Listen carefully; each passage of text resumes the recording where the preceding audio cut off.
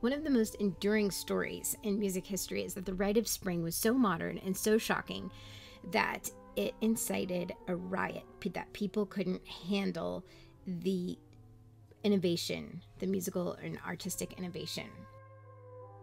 Stories about the riot include jeering and catcalling from the audience as soon as they saw the sort of sets from pagan Russia. There was brawling in the audience, apparently. The police had to be called. This is a fantastic story. And as you can imagine, it's a fun story to tell in a music history classroom. But the real question is, was there actually a riot at the Rite?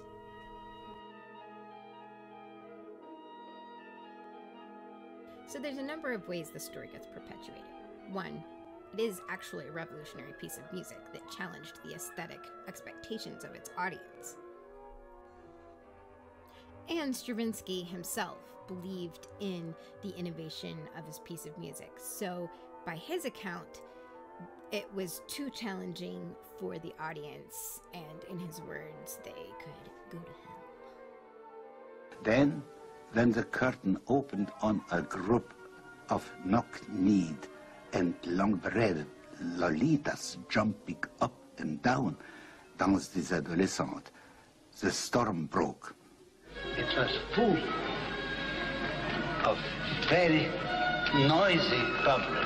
I went out, I said, go to hell. Excuse me, Monsieur Hudin. They came for Scheherazade or for Cleopatra. And they saw the Sacre du Printemps.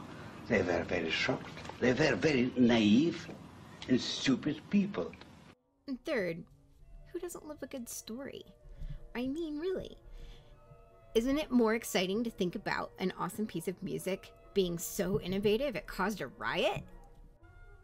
We have already talked about some of the innovative things with the Rite of Spring, both musically and aesthetically. So I'm going to talk about what we know actually did happen at the Rite of Spring premiere, and also how that's mixed up with the stories that we know about Stravinsky. So, what really did happen at the Rite of Spring premiere? Myth 1.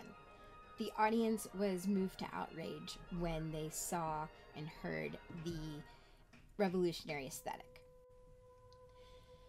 So question 1 is, when did the noise start? Well, word had already gotten out around Paris about what Stravinsky had in plan. He knew there would be controversy. So there was already some part of the audience all ready to be outraged. And before the overture even started, or just as it started, they were ready to make a fuss.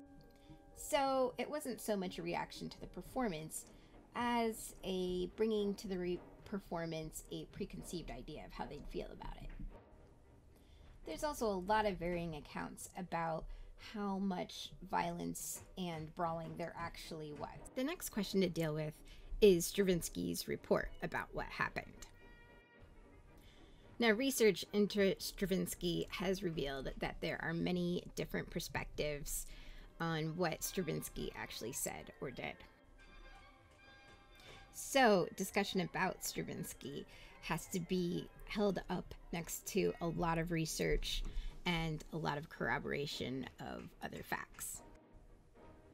That's not to deny the fact that Stravinsky might have thought that the people reacting to his work based on aesthetic principles.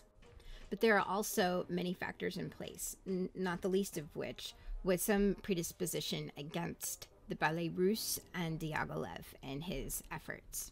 There may have also been a little bit of racism against the Russian primitivism, believing that it belonged in an exhibition tent, not the ballet. In my opinion, if Stravinsky liked it, he should have put a ring on it.